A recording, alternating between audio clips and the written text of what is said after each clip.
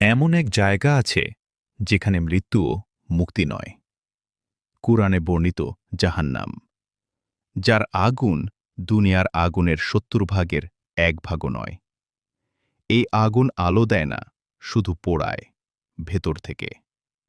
সেখানকার খাদ্য জাক্কুম, একটি গাছ যার ফল শয়তানের মাথার মতো। পেটে গেলে ফুটন্ত তেলের মতো যন্ত্রণা ছড়িয়ে দেয়। তৃষ্ণায় চাইলে পানি মিলবে এমন তরল যা গলা দিয়ে নামতেই নাড়ি ভুড়ি ছিন্ন ভিন্ন করে দেয়। তারা চিৎকার করবে, হে মালেক, আমাদের মৃত্যু দাও। কিন্তু উত্তর আসবে, না, তোমরা এখানেই থাকবে। এখনো সময় আছে। প্রতিটি শ্বাস একটি সুযোগ। এই ভিডিওটি তোমাকে কি মনে করিয়ে দিল? কমেন্টে লিখতে পারো।